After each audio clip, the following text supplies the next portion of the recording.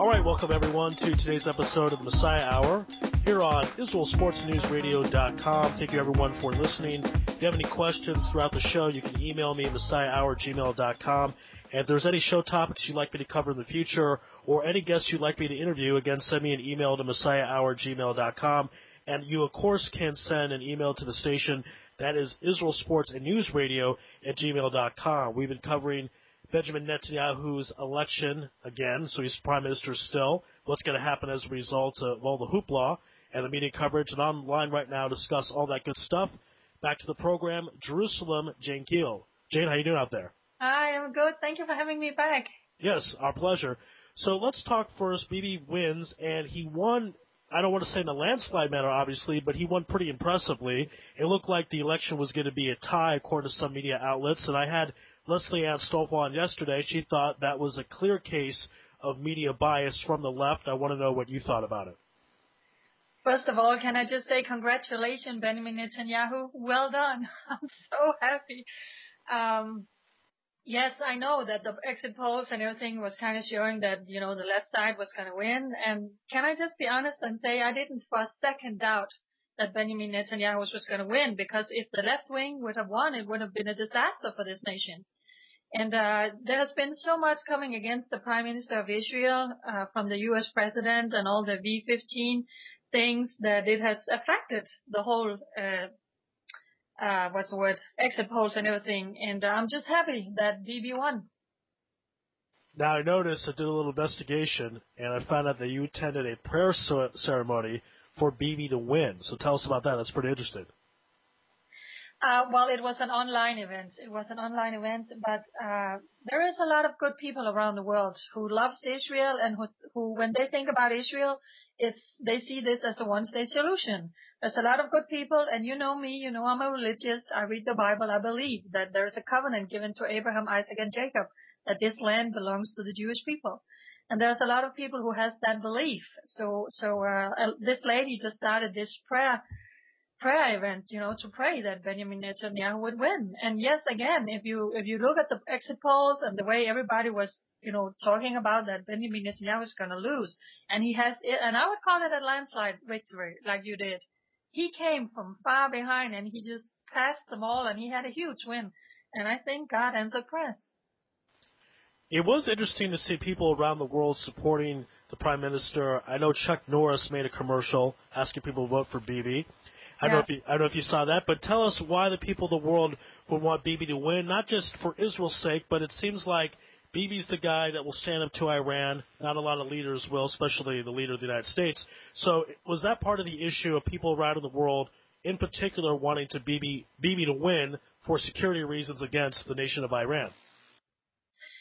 You know what? I think the President of the United States thinks he's the leader of the free world. Can I just tell him something? He is not. Benjamin Netanyahu is the leader of the free world.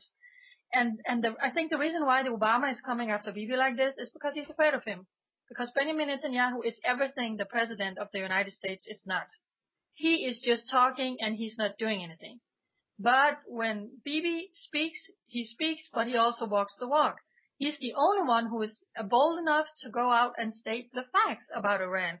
He's the only one to say this is what it's like and this is what we have to face. And I think, and you know what, I have Israel One Nation. I get a lot of emails and comments from people. They are fed up with the U.S. president. And I get emails every day, people saying, oh my God, I wish Benjamin Netanyahu would be our leader, because he is the only one who dares to tell the truth and to act on it, not just to speak, but to act on it. Yeah, so I think you're right. What's interesting is President Obama sent people from the United States to Israel to try to talk the people of Israel of voting against Netanyahu, tax-paid money, by the way, for all American listeners to the program. And then Bibi wins, and Obama gives a call 2 days later, a phone call to Bibi. What exactly was that all about? How do you go from openly campaigning for a guy to lose and then call them up and say congratulations? You know what? It's absolutely repulsive what the President of America has done towards Bibi Netanyahu. Why in the world does he think he has any right to meddle with the outcome of an election in another country? And again, I just have to say he's afraid of Bibi. We know that the President of America, Barack Hussein Obama, he wants a two-state solution. Benjamin Netanyahu is not agreeing on that. And for that reason, this whole tango that they are dancing back and forth with the so-called leadership of the Palestinian is not going anywhere. So they wanted a left-wing government here in Israel because Herzog and Sidney Levy have said, okay, let there be a two-state solution. So the United States administration has worked their butts off, can I say that, to prevent Benjamin Netanyahu to be elected. Yes, that's Guess fine. what? They lost. So what does he do? He lost. He really, and I actually wrote on my page, someone needs to bite the dust in the White House because shame on him. Shame on him on the way that he has treated the leader of this country. But of course he has to do something. I mean, so he calls 2 days later. How pathetic is that? All other world leaders who has won an election, but the president of America is calling the same day. And now he waited for 2 days, and then he called and he was kind of like, oh, congratulations, but we are not happy that you went out and you said there's not going to be a two-state solution. You know, and then he came after Bibi for that. He's pathetic. I'm sorry. I really think he is. And I just read today on our Sheva that not only did they send people here to prevent Bibi being elected, they also brought Arab leaders to America to teach them how to vote so they could vote for the Arabs down here. You know, the ones who would support left-wing government. So Barack Obama has meddled the worst I have ever seen. I mean, come on. Now, you were talking about how happy you were that Bibi won. You said it would have been a disaster if we would have seen the Herzog-Levy combination. Just tell our listeners what you think would have happened had Herzog won and Herzog been the prime minister. Disaster. Major, major disaster for this nation. They would probably have forced Judea and Samaria to be evacuated and then the whole thing is, we know that the president of America wanted a two-state solution. That's why he voted for Herzog and Livni, because they want the same. Could you imagine them having the power in this country, dividing the Holy Land, dividing the one Jewish nation in this world? If they would have given up Judea and Samaria, Israel would have been so tiny that how were you supposed to defend yourself? And you see, look what has happened down through history whenever you have given away land. Into Gaza, did that bring peace? No, you have rockets flying. Every month, every time they stock up, they go to war, and then, so how would Israel have been able to defend herself if there would have been a left-wing government giving away more land? And sometimes I think if we look back through history and we see what the Jewish people has been through since this nation was reborn in 1948, all the Jewish people who have died, who have given their life to support this nation. The wars you have been in, the Jewish people who are still paying, the soldiers being killed today, the terror attacks we have here in Israel. So much Jewish blood has been spilled to defend your right to live in this country that God gave you. How anyone, and I know I'm going to step on some toes here, but how anyone could, with a free heart, say, I'm going to vote leftist, knowing that a government like that would divide this nation, I don't understand. I don't understand. But at the same time, I speak to some Jewish people saying, Jane, but come on, we are so tired because we want peace. We really want peace. Okay, so what? Then, let's just give up Judea and Samaria, and then we will have peace. And no, that's not going to bring peace because Israel do not have a true peace partners. You do not have a true peace partners. Abu Mazen is just laughing in your face. He's corroborating with Hamas, Hezbollah, well-known terrorist organizations who has charters saying, we don't believe in negotiation. We are going to take this land by force. So there is no peace partners. It's kind of like Israel cannot do anything right because they don't give anything back and they don't even want you to be here. By the way, I'll tell you something very interesting. I find time and time again that a lot of people that served in the military in very elite units or good units and did a lot of things, a lot of times they become left partly because they just don't want to see war anymore. They've seen it so much. But I think it's an illusion because that's not really going to solve the problem.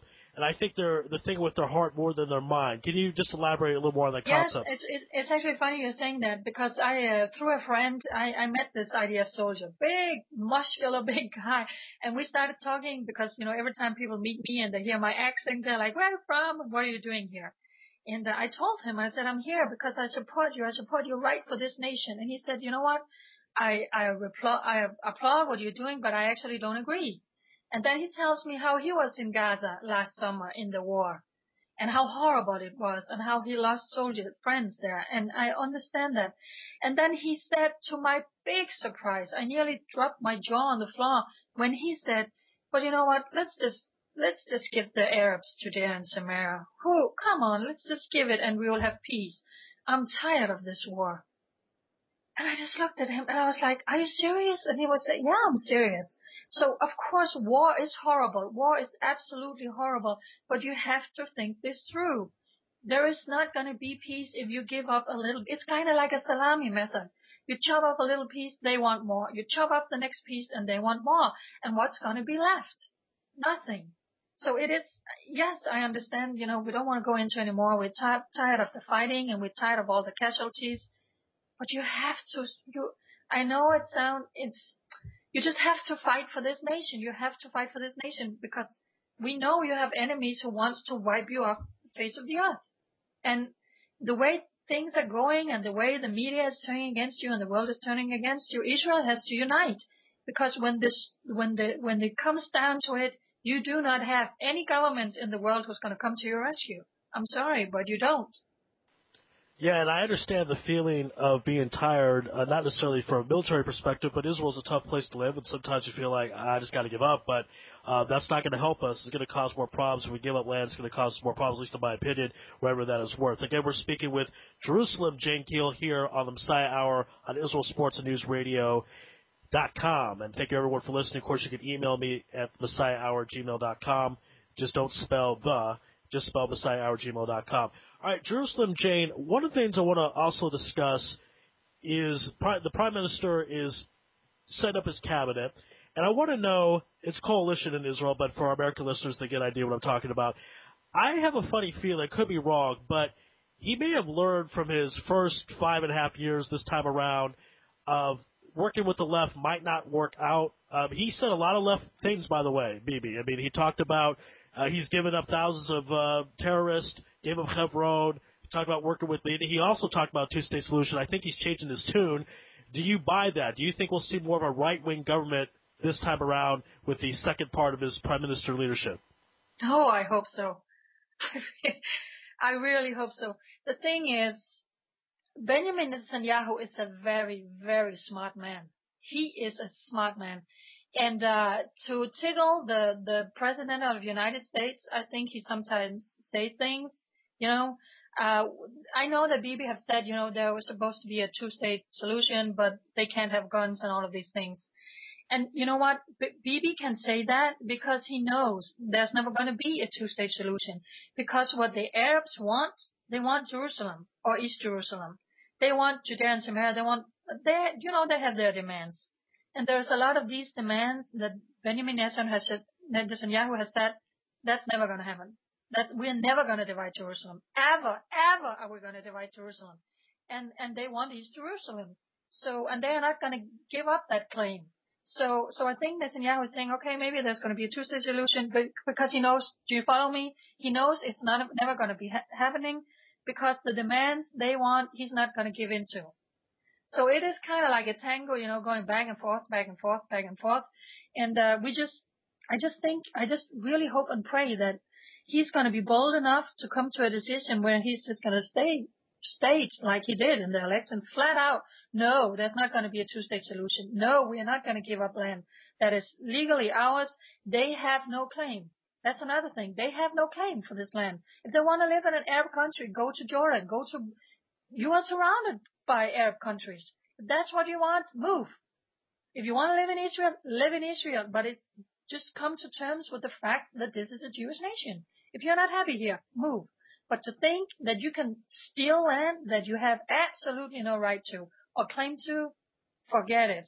And I hope we are going to see a government who's going to be more bold, who's going to be stronger, who's going to be more right-wing to say, you know what, I don't care what the world is saying. I don't care what the President of America is saying or the European Union or whatever they're called.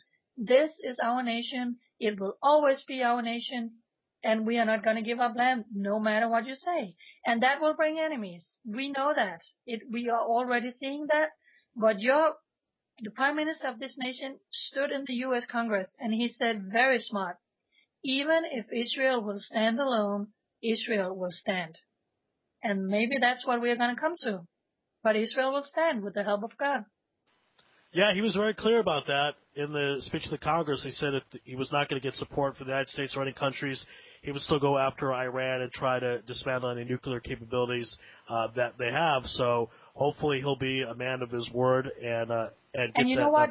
And Iran is not a man of their words. They are stalling time. They're stalling time until they're ready to not only attack Israel. They have rockets that's going to hit us. What they're working on now is, like we have seen, is to hit America. Why in the world is the president of the United States waiting? What is he waiting for? Because, like I told you, he just talked the talk, but he doesn't walk the walk. Netanyahu is the only one who does. By the way, speaking of the president, I want to go back to him because you have a story on your Facebook talking about all the anti-Israel things that he does, and this was covered a few years ago, but I think kind of swept under the rug or forgotten. But the president apparently had the IRS go after pro-Israel groups and try to audit them and tax them. And if you could just talk a little bit about that, because I found that reprehensible. He should have been impeached for that. And I think people have forgotten about it. So if you could just tell our audience a little bit more in case they never heard of it or they forgot about it for some reason. It was a guy who wrote a blog in New York Times. Yeah, it's just another thing. I mean, can I tell you something? When this president is going to go out of office, I think there's going to be a lot of scandals coming out. I think he has done a lot of things that's going to come out when he's gone. And now we see a little, this comes out and this comes out and this comes out. And it's disgusting. It's disgusting. And it just shows that in different levels, he is coming against Israel. And when I say he's coming against Israel, it all comes down to he do not like Benjamin Netanyahu because he is the leader of this country. So he just goes attacks everybody surrounding him. So there you go. Yeah. By the way, since Israel, the state was established in 1948, we've dealt with several presidents, obviously, some more pro-Israel than others, but it is pretty safe to say that this president is the most anti-Israel of all the presidents, even more than Jimmy Carter? Oh, my goodness, I don't like Jimmy Carter. He is stupid. I mean, he's really bad, but so is Obama. And Obama is just showing more and more true colors with what's being revealed that he is a part of. And I know some people are saying he's a Muslim. I don't know if he is, but the way he acts could maybe indicate that that's what he is. Don't you think it's safe to say that every single U.S. president has wanted to be the one who made peace in the Middle East? I mean, they are really trying, each and every one. They are really, really trying. But you know what? I was thinking just before you called me. If we look back and we see how Benjamin Netanyahu has, like you just said, we gave up Gaza, Hebron. He stopped building for a long time. New settlements and things. He released terrorists. What has Mahmoud Abbas and his people done for the last many years in the so-called peace process? What has he done at all? Nothing. Can you tell me one thing that he has done? No. On the other hand, he keeps encouraging killing Jewish people, attack them, calling Israel an apartheid state. Israel is the only one giving in. Sometimes I think, is Obama and John Kerry crazy? Don't they see what's going on? Why don't they go to Mahmoud Abbas saying, excuse me, sir, what are you doing in these so-called peace negotiations? What have you done? Show me one thing you have done, because Bibi has done this, and this. And for that reason, I'm thinking they could not be any more biased against Israel that we are already seeing. How come nobody's asking, like I said, Mahmoud Abbas, what are you doing? He's doing nothing except still encouraging, go kill the Jewish people. Again, you're listening to the Messiah Hour here on Israel Sports and NewsRadio.com. And if you have any questions, you can email me, messiahhour@gmail.com, or you can email the station, israelsportsnewsradio@gmail.com. And, of course, our guest this afternoon is Jerusalem Jane Kiel. Now, Jane, let's talk about a different story that occurred in Israel regarding, apparently in Bnei Brak there was a Hamas threat, and it looks like it has been averted. But if you could just tell the audience a bit about that. It looked like a very, very serious situation in which they were arrested, a Hamas terrorist cell near Bnei Brak. And what were they trying to do, these terrorists? Exactly. I mean, I know they were trying to do terrorism, but what was specifically they were going to do? Well, you know what? I think this happens every day. We have some good people. When I say we, I live here in Israel, so I can say that. The Shin Bet and all of them, they are doing amazing work here. And that's one of the things why I'm encouraging people to pray so they would get these bad guys. But yes, there was a Hamas terrorist cell, and they were planning to execute terrorist attack here in Israel. And they had explosive materials, tens of kilograms of explosive materials that they wanted to go into Israel and blow things up. I don't know exactly the targets because I don't think they ever, the security agency never explain or tell exactly where it was for security reasons. But it was a big Hamas terror cell that was discovered. And we can only say thank you God that they go find these guys. And for everyone they find, I think there is at least 10 more planning, because we know, like I told you again, I have read the Hamas charter. They don't believe in negotiation. They stated that flat out. We don't believe in negotiation. We are just doing that to stall time, and to please, again, someone like Obama. And then in the shade, they are planning all these attacks. So thank God they were discovered. I hope they lock them away and lose the key. Yeah, amen to that. So that's an interesting part in regards to the media, because the media will report an attack when it happens, but they don't report the attacks which don't happen, which were stopped. And if the media were to do that, you think the world would have a better idea of exactly the threat and danger Israel faces on a daily basis. You know what? That's really one of the things that I'm also trying to do now living here in Israel, telling the world, wake up. Okay, so you don't hear about Israel today in the mainstream media, wherever you are sitting around the world. It doesn't mean that we are out of harm's way here in Israel, because this is what's going on. Every single day, Islamic Jihad, Hamas, Hezbollah, all these PLO, horrible terrorist organizations are planning to attack the Jewish people. And they're working their butts off in the Shin Bet to catch all these guys. So yes, I really wish mainstream media would not be so biased, because we know when they finally share something, like when we saw in the Gaza war, when Israel was being attacked. I was in Denmark last summer. When Israel had all the rockets coming, we didn't hear anything. But oh my God, when Israel retaliated and they went in and they said, we're going to take out these bad guys, all of a sudden it was the war in Gaza. So biased. So I'm really trying to speak up against that. And yes, I think at least if more people were doing that in media, at least some people will maybe get an idea about, oh my goodness, you know what? The Jews are not even safe in their own country every day because they have all these attacks being plotted against them.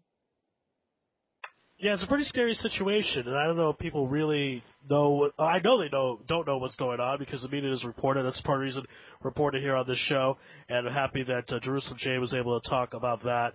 The situation there in Bnei Brak, almost a terror attack, but again thwarted by the proper authorities. Let's move to England. Very scary situation that happened mostly Shabbat a few days ago. Basically, some hooligans went to a synagogue, said trying to physically attack the Jews inside. There's a video all over the internet so people could see it. So tell people your thoughts. You're from Denmark, and you've been on saying the Jews from Denmark need to leave, and you're saying the Jews from France need to leave. Do the Jews of England need to leave and come to Israel as well? Can I just say it's absolutely repulsive what happened in England. I just saw that video now. There was a party going on in the house. Young people getting drunk, and some of them went outside, and this is the way I just read about it. And they saw a Jewish guy and started just screaming at him, anti-Semitic. And then there is the synagogue, and they attack the synagogue. It's so disgusting, and it's anti-Semitic when it's West. Look what happened in England. I mean, I think we talked about it last time, Ari. England is lost, France is lost, Sweden is lost. The Muslims are taking over, and yes, I have to speak from my heart again and say, God created Israel, a Jewish nation. This is your home. And I understand if you were born in England and you have a life in England and your friends in England and you have been there your whole life, you feel like, okay, you know what, this is my home. But we have to look at the facts and see how the attacks on the Jewish people are rising, or especially in Europe. It's horrible. It's horrible. And unfortunately, it's not going to get better. I'm sorry. I don't think it's going to get better. And there is one, Benjamin Netanyahu said it. There is a nation for the Jewish people, and it's called Israel. Come home. And again, I can say, like I told, if the Jewish people want to be in Denmark, they, by all means, should be able to live in peace in Denmark, or to live in peace in France or England or whatever country it is, without being afraid of being attacked. But that's just not facts today. We just saw that Saturday night in England. And I would encourage them to come home. Really. Now, I want to get your perspective on this because you're not a Jewish person, but a lot of people would say that are Jewish that this is a message from God, that he is telling the Jews that live outside of Israel to come to Israel. I've had a few rabbis on the show flat out say that that's why these things happen throughout the world. There's signs from God. They need to come back. Again, I know you're not Jewish, but I want to know what you think spiritually, what this means, all these attacks going on outside of Israel against the Jewish people. I agree. I'm a religious person, you know that, and I agree. I think God is crying because he, for sure, do not want to see his children being attacked. But there has been quiet seasons in Europe. There has been good seasons where the Jewish people could come home voluntarily if they wanted to, and they didn't. Like I said, they made a life outside of Israel, and I can understand that. So sometimes serious things has to happen for you to stop and take a pause and saying, goodness, what's going on here? Okay, maybe there's something, calling me home. And, so I hate that these things are happening because it's awful. But sometimes things has to happen for people to really wake up and see reality. So I actually agree. I agree. All right, let's go back again. If you're just joining us, this is the Messiah Hour here on Israel Sports and NewsRadio.com. You can email me, MessiahHour@gmail.com, or you can email the station, Israel Sports and News Radio @gmail.com. And our guest this afternoon is Jerusalem Jane Kiel. I want to go back to the Prime Minister that after he won, he went to the Kotel, he put on a yarmulke, and, the Prime Minister is not known as a religious man, but I want to know if you think that he will become more religious perhaps because of everything that happened. He almost lost his job. He has his job back. He kind of sees what he needs to do. I want to know if you think he'll take more of a religious turn when it comes to his policies. As a religious person, I hope so. You know what? I actually know for a fact that he is kind of religious and that Benjamin Netanyahu prays and he reads the scriptures. He knows very well what God is saying about this nation. And the thing is, like I said before, Benjamin Netanyahu is the leader of the free world. He is holding the toughest job in the world. Everybody wants to tell him what to do. Everybody thinks they have a right to tell him what to do. And when I say everybody, I mean world leaders, flying in here, coming to see him, do this, do this. So this guy is holding the toughest job in the world. He is on the front line for every single Jewish person every single day have to make a decision. I saw him being interviewed on the Kelly file where he was saying, you know what, there has not a day have passed by where I don't think about what's the best thing I can do for the people of Israel. How do I protect the people of Israel? And how can you not seek God in a job like that? I mean, how can you not pray and ask for wisdom and for guidance and for strength every day? One of my prayers, and I know a lot of people are praying about this, and let me just be honest about this, I pray that he has the right people around him. it's very important that the people who he is letting guide him and, give him advice are the right people. And I pray that are people who are true to God's word, saying this land belongs to us, this is given to us in a covenant, and we cannot give it away. So that not only would he, really seek God in a time like this, but he would also surround himself with people who are seeking God in a time like this. Because let's face it, his job is sure not going to be easier. It is not going to be easier. This world is getting more and more crazy, and with the ISIS and everything, coming against this nation. So I pray that he's going to seek God even more and be loyal, be faithful to that, and not back down and not give in to anyone who wants him to do what's different from what God's word is telling him to do. Does it make sense?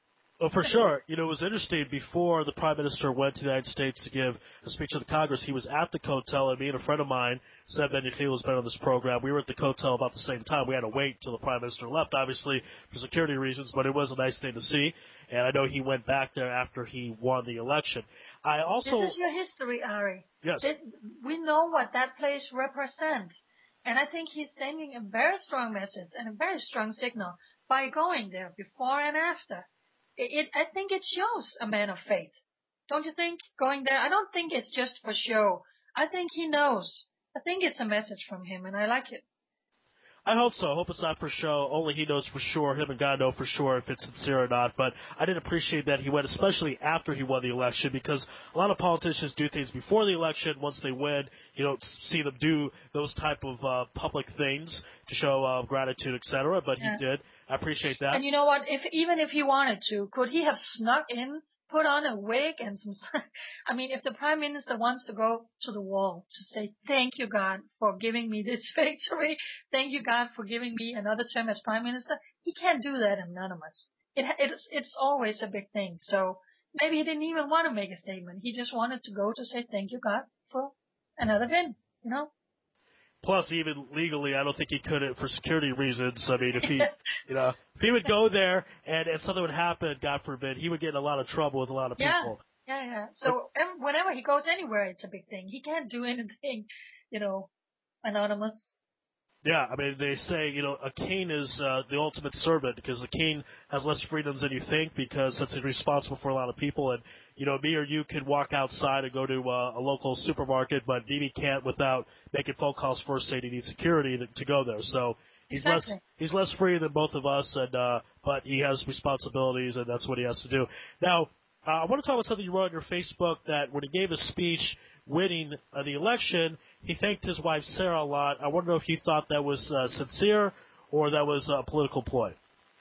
Are you kidding me? Have you seen what that family has been through in this election? How the left side media has been beating on her? I don't know if you saw it, but I have a blog in Jerusalem Post, and I actually wrote a blog to defend her because I think it's such a disgrace the way that they are beating on her. You have to remember, Benjamin Netanyahu and his wife, do they ever take a day off? Can Benjamin Netanyahu ever take his cap off as the Prime Minister and just say, oh, okay, like when everybody else goes home at 4 o'clock at night, we leave we are not working anymore. We can relax, we can have fun. Can they ever do that? No. This is a full-time, 24 hours, 7, 365 job all the time. Doing what? Doing the best he can for every single Jewish person. Their job is they're putting their life on the line every single day. And I wrote about that because I think it's so unfair the way they're beating on her. They should have some respect. Benjamin Netanyahu, and for that reason, his wife, they are their elected leader. And for that reason, you support them. You don't have to be on agreement with everything they're doing, but you support them because why? The rest of the world hate you. So at least unite and support your leader. I think what he gave her I loved it when I saw that. I was like, way to go, Bibi, because she deserved it. She deserved that thank you and that love. And the way they looked at each other, I thought it was endearing. So I don't think it was I think it was straight from his heart to say thank you to the woman behind the man who has been through so much that she didn't deserve. Yeah, they came pretty personal. I mean, they talked about their marriage, the inside of their marriage. I want to know, I'm sure you think that was out of line, but was that something done a little bit worse than normally when the media is covering politics and political marriages? No, listen, like I said, they have been beating on so badly that they have to show another side. And I think they are private persons. We are all private persons. Who wants to put your personal life on display? But sometimes it's necessary when things coming against you are so disgusting and so hateful. So I think they did what they felt was right in a way, where they could kind of control it, but to show the world and to show the people here in Israel, look, I wrote about Sarah Netanyahu. Who knows what makes her laugh and cry? She's just like you and me, Aaron. She's a person. She is a person. She has feelings. Benjamin Netanyahu, he's a person. He has feelings. But because he has the job he has, everybody thinks they can just beat on him. Come on already. Show a little respect. He's your leader. And she's the wife of that leader. Yeah, it seems like at least the U.S. media, at least the press, I'm not talking about comedians, gives some respect to Barack and Michelle Obama's marriage. So I don't know why that could be done here in Israel. A few more minutes we have. Again, if you're just joining us, this is the Messiah Hour here on Israel Sports and News Radio.com. And our guest this afternoon is Jerusalem Jane Kiel. Now, Jerusalem Jane, you were on an interesting talk show the night of the election. So tell us a bit about that, because I know you're a big star. People are contacting you, like this show, for example, and get your thoughts about the election. And you were on a TV show, Tom Trento. Yeah. So tell us a bit about that. Tom Trento is a radio host from Florida. He is a very strong supporter of Israel, and he just came here. I'm meeting him this weekend, and guess what? We are going on the Temple Mount. We are going on the Temple Mount to interview me, where I had all these things coming against me. Tom broadcasts every day. I met him when he was here in November. We drove all around Judea and Samaria, and he's just like, okay, Jane Kiel, boots on the ground. You and Israel, you sold everything out of love for the Jewish people. There's not a lot of people like you, so I'm actually broadcasting for him every week, going out to all of Florida, and then he webcasted, so it kind of goes out to all of the world. So he just wanted, me to be on to speak about the election and, like we are doing now, my opinion about it and how do you see the outcome and everything. And it's a blessing because I get a chance to stand up for Israel every single week to all of America, to all of the world. And it was exciting. And I was actually the one who could break to him that BB won. So that was good. So Tom is doing great work for Israel. He's a big supporter of Israel, and I'm proud to work with him. All right, well, that's certainly good to hear. And a few minutes again before we let you go. The media in general, when you're part of the media and you're covering the election, whether it's a radio show or written in print, again, still, what does it mean to you that all these people want your opinion? You're not a Jewish person who came from Denmark, as you talked about. So what does it mean to you personally that so many outlets are interested in your thoughts? I think I'm honored. I'm really, really honored. I was contacted by a huge Christian TV station. I made an interview just before the election also because people are saying, why are you doing what you're doing? You're not Jewish. Why are you standing up for Israel? And, and that every time gives me a chance to say what I've been saying today. I believe the Bible. I believe in God. I believe the Jewish nation, the one tiny little nation that God chose as his very own. How can I not speak up for them? I mean, how can I not stand for that? And whenever news media outlet wants to talk to me to be able to share about this, it's an honor. It's an honor because the lies about this country is so big. The propaganda machine that I used to call it from the Palestinians, all the money that they're receiving where they should feed their people, they're using it on weapons and on this whole lie called Palestine and the propaganda machine. And you need someone to speak up and say, you know what, that's a lie. We come against it. And it's just an honor for me to be able to do that every day. And coming here as a tourist, you have no idea what it's like to live in Israel. I had to come here, to move here, to ground here, to settle here, to get my boots on the ground, to gain your trust, also to gain your trust, because I can understand why the Jewish people are a bit skeptical because of the media bias coming against you, but because of my work and the things I'm doing and what I'm saying, I'm meeting, like you, tons of wonderful people who, became friends, and I gained your trust. And for that reason, people wants to hear what I have to say, and it's an honor. I will stand with you till I die. I'm telling you. It's an honor for me every day. All right, it's certainly very touching and great to hear. And tell everyone out there listening where they can find more about your work and read your articles and see other interviews you've done.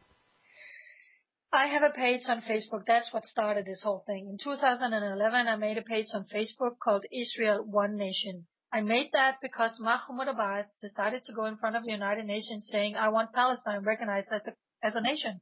And everything inside of me was like, no, you will not. This is God's country. This is the nation of Israel. So that's the reason it's called Israel One Nation. And if you go on that, you will see all the things I write. And that I have a lot of videos on that page. Also go on videos, and there's all the videos I made on the Temple Mount, singing the Shema Israel when I was on the Temple Mount, all the threats I have received from Muslims. If you go on Jerusalem Post and you type in Jane Kiel, I have blogs on Jerusalem Post. They actually contacted me because of my work on the Temple Mount, saying you have a very unique and bold voice, and we need someone like you. So I blog for Jerusalem Post also. So Facebook, Israel One Nation, Jerusalem Post, Jane Kiel. All right, awesome. Great interview as always. Again, if you just joined us, you can hear the podcast later on YouTube.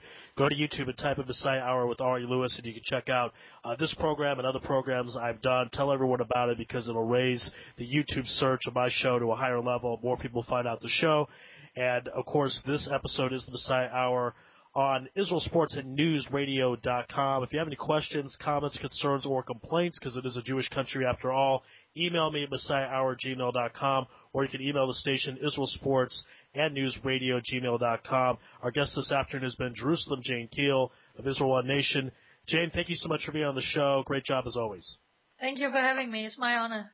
All right, indeed. And thank you, everyone, for listening. Stay tuned for more programming, and follow me on Facebook, Ari Lewis. That is ARILOUIS. And again, find me on YouTube, Messiah Hour with Ari Lewis. Thank you so much for listening. Be well, and speak with you soon. Take care.